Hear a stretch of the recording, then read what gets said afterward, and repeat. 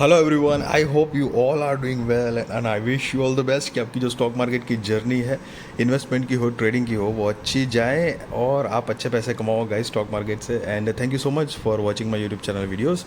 सो अभी आने वाला है एक एफ गाइस, ध्यान रहे, IPO नहीं, FPO, सार टेलीवेंचर लिमिटेड का FPO आने वाला है। तो चलिए FPO की डिटेल्स देख लेते हैं। FPO का फुल फॉर्म होता है follow on public offer guys. तो उसके बारे में मतलब थोड़ा सा आगे बात करेंगे, पहले थोड़ी डिटेल देख लेते हैं, बेसिक डिटेल्स। तो कि IPO डेट जो है वो 22 जुलाई 2024 से लेकर 24 जुलाई 2024 तक है। फेस वैल्यू ₹2 पर शेयर, प्राइस बैंड जो है वो ₹200 से लेकर ₹210 पर शेयर है गाइस। लॉट साइज 500 शेयर्स का है। टोटल इशू साइज़ जो है वो 71,42,857 शेयर से करीब 150 करोड़ रुपए कंपनी कलेक्ट करने वाली है इस FPO के थ्रू। और सारे के सारे गाइस फ्रेश इश्यूज़ है, एक भी शेयर ऑफ़र फॉर सेल के ज़रिए नहीं आ रहा है, मतलब OFS नहीं है। सो क्योंकि OFS से जो भी पैसे कलेक्ट होते हैं वो प्रमोटर्स के पास सीधे सीधे जाते हैं। फ्रेश इश्यूज़ के जो पैसे कलेक्ट होते हैं वो कंपनी के अंदर यूज़ होते हैं ग्रोथ, डेवलपमेंट, एक्सपांशन के लिए, कि कंपनी को मतलब कंपनी के आगे की जो चीज़ें हैं, मतलब कभी बोरोइंग्स कम करनी है तो वो सारे पर्पज़ के लिए यूज़ होते हैं गाइस। अब इसका basis of allotment 25 July 2024, initiation of refunds 26 July 2024, credit of shares to demat वो भी 26 जुलाई 2024 है। लिस्टिंग डेट 29 जुलाई 2024 है। Cut off time for UPI mandate confirmation शाम को 5 बजे 24 जुलाई 2024 है गाइस। अब issue type book build issue FPO है गाइस, अगेन FPO, क्योंकि ये IPO नहीं है। FPO मतलब follow on public offer, listing at NSE SME है, तो एक स्मॉल एंड मीडियम एंटरप्राइजेस का FPO है। मेन बोर्ड FPO नहीं है गाइस, ये याद रहे। और अब कंपनी की अगर रिजर्वेशन देखें तो QIB shares offered not more than 50% of the net issue है। Retail shares offered not less than 35% of the net issue है। HNI shares offered not less than 15% of the net issue है। और retail category में of course minimum हो या maximum हो, एक ही lot के लिए अप्लाई करना है। 500 शेयर्स आ जाएंगे, 1,05,000 रुपये गाइज आपको देने होंगे। HNI में मिनिमम 2 लॉट के लिए अप्लाई करना है, 1000 शेयर्स आ जाएंगे, 2,10,000 रुपये गाइज आपको देने होंगे। सो यहाँ पर आपको आइडिया होगा कि स्मॉल एंड मीडियम एंटरप्राइजेस का अगर FPO है, मतलब स्टॉक अगर लिस्टिंग के बाद जो है, तो यहाँ पर SME में आपको सिर्फ लॉट में डील करनी होगी। एक एक सिंगल शेयर जो है वो आप खरीद बेच नहीं पाओगे। बड़ी रकम रखती है, लाख रुपए से तो ऊपर की रकम ही लगती है, और मतलब तकरीबन 1.5 लाख के अंदर ख़त्म हो जाता है। IPO हो या FPO हो गाइस। अभी तक तो कम से कम यही कुछ फॉर्मेट सिस्टम है। आगे अगर कुछ चेंजेस होते हैं तो तब का तब देखा जाएगा गाइस। और यहाँ पर ये जो लॉट साइज़ है वो लिस्टिंग के बाद जो है, मतलब जैसे FPO लिस्ट होगा तो उसके बाद जो है वो स्टॉक की लॉट साइज़ जो है वो चेंज होने के चांसेस होते हैं, ज़रूरी नहीं है बट चांसेस होते हैं गाइस। अब अगर प्रमोटर्स की बात करें तो MG मेटालॉय प्राइवेट लिमिटेड, जो कि कंपनी के प्रमोटर है, उनकी शेयर होल्डिंग प्री इशू 66.27% है। शेयर होल्डिंग पोस्ट इशू नहीं दी गई है। सो बेसिकली अभी 66.27% है। उसमें से भी कुछ स्टेक जो है वो डाइल्यूट कर रहे हैं अपना। सो आफ्टर FPO पता चल जाएगा वो guys. Sorry guys, normally IPO वाली जो एक IPO आते हैं मेजोरिटी केस में, तो एक वो थोड़ी हैबिट के हिसाब से बोला जा रहा है। I am really sorry for that. Okay, सार टेलीवेंचर लिमिटेड जो है उसका चलो बिजनेस का एक ब्रीफ आइडिया लेते हैं। तो कि 2019 से इनकॉर्पोरेटेड है। SAR Televenture Limited provides telecommunication solution for network operators. The company installs and commissions 4G and 5G tower, optical fiber cables, systems and deals in network equipment. So guys, ये जो मोटा मोटी मैं ऊपर से समझाऊँ, आपको पता ही होगा, जैसे टावर जो है वो टावर का काम करती है, और साथ में जैसे मान लो कि आप कोई जैसे रेसिडेंशियल आपकी कोई सोसाइटी है, तो वो जो आपके घर पे जो वाईफाई लगता है या कोई भी ऑफिस में, तो वो जो तारे जो होती है ना, सो that is optical fibre cable, तो उसका इंस्टॉल करने का और कमीशंस का काम है। याद रहे इस बात को।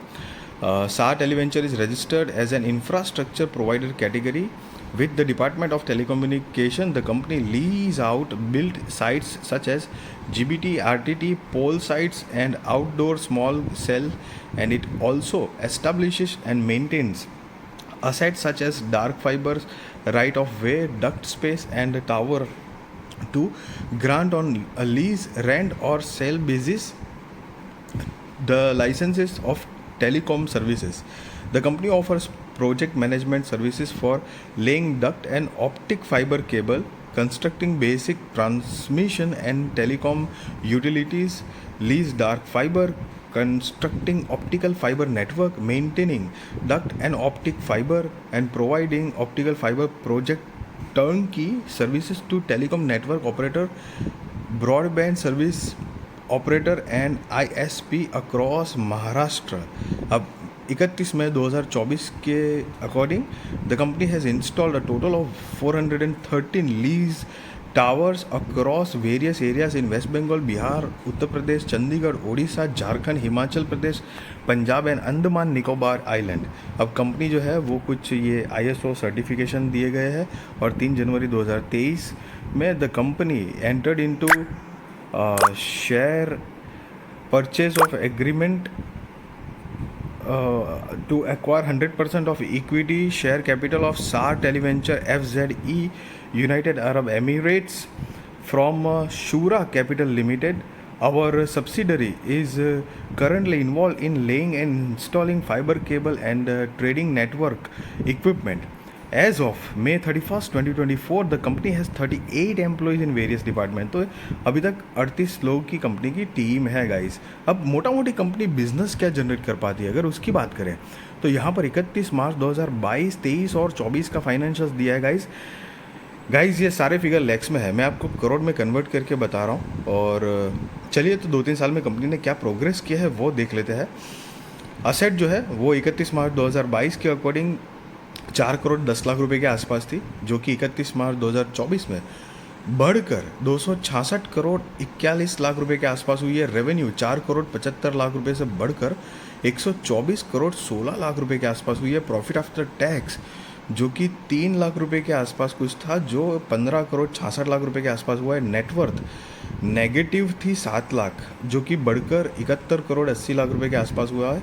रिजर्व्स एंड सरप्लस वो भी नेगेटिव 11 लाख था, मतलब नेगेटिव 11 लाख में था, जो कि प्लस होकर 68 करोड़ 80 लाख रुपए के आसपास हुई है. और टोटल बोरोइंग्स जो है वो 3 करोड़ 37 लाख रुपए से बढ़कर 177 करोड़ 87 लाख रुपए के आसपास हो चुकी है गाइज. और अमाउंट इन लैक्स यहाँ पर लिखा हुआ है जो आप पढ़ सकते हो गाइज.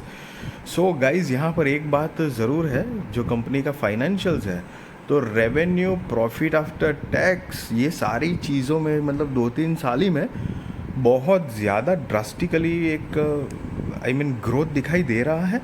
और साथ ही साथ में लेकिन बोरोइंग्स जो है वो बोरोइंग्स भी उतनी ही ज़बरदस्त तरीके से बढ़ी हुई है. अब बेसिकली बात क्या है यहाँ पर, सी गाइज मैं अपना point of view opinion share कर रहा हूँ आपके साथ. मैं कोई कंपनी के बारे में नेगेटिव या पॉजिटिव इमेज पोर्ट्रे नहीं कर रहा हूँ. सो ये जो डेटा है वो डेटा काफ़ी मतलब मुझे पर्सनल लेवल पे इतने स्ट्रेंथन नहीं लग रहे, बिकॉज आपने अब देख रहे होंगे कि आपको पता चल रहा होगा कि वैसे तो रेवेन्यू में भी बहुत मतलब 4.25 करोड़ के आसपास था, जो कि 124 करोड़ रुपए के आसपास हो गया. प्रॉफिट 3 लाख से 15-15.5 करोड़ रुपए के आसपास हो गया. नेटवर्थ ये सारी नेगेटिव से पॉजिटिव, रिजर्व भी नेगेटिव से पॉजिटिव है. लेकिन द की पॉइंट बोरोइंग जो है वो बोरोइंग भी उतनी ही ज़बरदस्त तरीके से बढ़ी हुई है गाइस. सो लेट्स सी आगे कंपनी क्या परफॉर्मेंस देती है, क्योंकि यहाँ पर अब जो FPO है वो FPO की जो मैंने आपको पहले बताया क्या कि बाद में बात करेंगे. सो बेसिकली मैं आपको मोटा मोटी एक रफ आइडिया दे दूँ तो पहली बारी जो आता है ना वो IPO कहलाता है. तो एक एग्जांपल कि कोई XYZ कंपनी है, उसके प्रमोटर है और उनके पास मान लो कि 100% स्टेक है, तो वो IPO लाएगा. तो IPO लाएगा तो डेफिनेटली या तो फ्रेश इश्यूज़ या तो OFS या तो टोटल फ्रेश इश्यूज़ या टोटल ऑफर फॉर सेल, या थोड़ा सा डाइल्यूट होगा, थोड़ा फ्रेश इश्यू लेकिन थोड़ा ऑफर फॉर सेल, इस तरह की टाइप में लाएगा. बट अपने की पॉइंट इज़ अपने 100% जो स्टेक है फॉर एग्जांपल, तो उसमें से कुछ स्टेक डाइल्यूट करेगा, मतलब तभी तो कुछ हिस्सा डाइल्यूट करेगा, तो वही तो IPO आएगा करके. तो पहली बारी जो होता है ना वो IPO कहलाता है. अब दूसरी बारी में जो आ रहा है ना वो FPO कहलाता है. सो गाइस मतलब एक एग्जांपल के तौर पे जो मैंने आपको समझाया कि मान लीजिए कि कोई XYZ कंपनी है, उसका पहली बारी में जब IPO आया तो उसका 100% से 75% तक स्टेक हुआ, क्योंकि 25% मान लो कि डाइल्यूट किया उसने। अब दूसरी बारी 75 से मान लो कि 60% हुआ, तो दूसरा प्रमोटर्स ने ही अपने 15% का स्टेक जो है वो डाइल्यूट किया है, मतलब वापस पब्लिक में। So that is called as FPO guys. And दूसरी बात एक यहाँ पर ना, मतलब ज़रूरी नहीं है बट एक लॉजिकल थोड़ी बात बनती है कि अगर हमारी कंपनी बहुत बढ़िया साउंड तरीके से चल रही है, सो नॉर्मली कंपनी क्यों अपना हिस्सा बेचेंगी गाइस, समझ रहे हो। एक एग्जांपल मैं बताऊं तो मान लीजिए कि आपके पास पैसे कुछ जमा हुए, आपने कोई शॉपिंग मॉल में एक दुकान खरीद ली, अब आपने उसको रेंटल दे दी है। अब मान लीजिए कि आपकी रेंट बहुत बढ़िया से आ रहा है, सब कुछ आपका बिज़नेस सही से चल रहा है, तो वो जो आपकी दुकान है जो आपने रेंटेड करी हुई है वो आप क्यों बेचेंगे, समझ रहे हो आप बेचोगे तभी जब आपको पता है कि भाई यहाँ पे ना रेंट इतना सही आ रहा है, ना मतलब रेंटल क्लाइंट सही आ रहा है, मतलब इन शॉर्ट में वो जगह चल ही नहीं रही है, वो जो जगह हमने लेके रेंट पे रखी हुई है, तो वो एक आपका कोर पर्पस हो जाता है। नहीं तो जनरली इतना बेचने का ज़रूरत नहीं होता, या फिर आप बहुत कुछ बड़ी सी मुसीबत में अगर आदमी पड़ जाता है तो जनरली ये सब स्टेप होता है।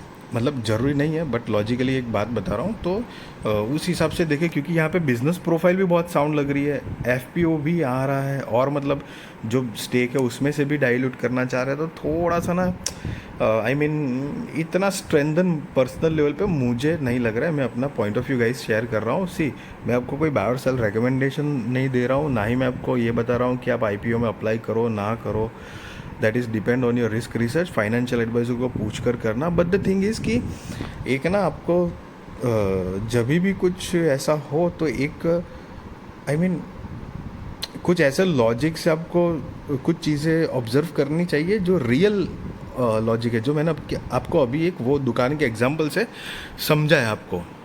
सो that is what the thing. इसका मतलब ज़रूरी नहीं है कि भाई हाँ कुछ कंपनी के अंदर गड़बड़ है या कंपनी के वाकई में बहुत प्रॉब्लम में है इसीलिए बेच रही है, आप ऐसे 100% तो नहीं गिन सकते, ऐसा ज़रूरी नहीं है, बट एक तरह से ऐसा माना जाता है। बिकॉज सीधी सीधी बात है ना, अगर आपका बिजनेस बढ़िया से चल रहा है कि ये है वो है, तो आप क्यों हिस्सा डाइल्यूट करोगे, आप प्रॉफिट और ज़्यादा कमाओगे ना। वही बात हो गई नहीं कि आपकी दुकान है, आप दुकान में से मान लो सेटिस्फैक्टरी अमाउंट अर्न कर रहे हो, तो अगर आप अमाउंट अर्न ही कर रहे हो तो आप हिस्सा क्यों कहीं पर बेचोगे कि भाई पार्टनरशिप कर लेते, आधा दुकान तेरा आधा दुकान मेरा, चल ना मेरे को भी रेंट थोड़ा कम आएगा, तेरे को भी रेंट में थोड़ा कम पड़ेगा, ऐसा क्यों करोगे, समझ रहे हो। तो like that is the logic guys. तो चलिए अभी कंपनी का आगे की परफॉर्मेंस इंडिकेटर देखते हैं। तो ROE जो है वो 21.81% है, ROCE 6.63%, debt to equity 2.48, RONW 21.81%, PAT margin 12.61। अब पी जो है वो प्री IPO 14.79 है, पोस्ट IPO नहीं दिया गया है गाइस। अब कंपनी के अगर ऑब्जेक्ट ऑफ इश्यू देखें, मतलब IPO लाने के रीजंस, तो कि यहाँ पर बेसिक 4 रीजंस दिए हैं। Funding, setting up of fiber to the home network solutions for 3 lakh home passes, funding setting up of an additional 1000 number of 4G 5G telecom towers, funding incremental working capital requirement of the company and general corporate purpose. तो ये कुछ 4 major reasons दिए हैं company ने यहाँ पे IPO लाने के लिए। So guys, just be responsible trader, be responsible investor, value your money guys, and I wish you all the best कि आपकी स्टॉक मार्केट की जर्नी अच्छी रहे, आप अच्छे पैसे कमाएं। एंड यस गाइस, वीडियो अच्छी लगी तो ज़रूर लाइक शेयर सब्सक्राइब करिए, आपके सारे कॉन्टैक्ट के साथ भी मेरी वीडियो चैनल शेयर करिए ताकि उनकी भी स्टॉक मार्केट की जर्नी और भी ज़्यादा कॉन्फिडेंट, सक्सेसफुल और अवेयर हो पाए guys. Thank you so much for watching this video.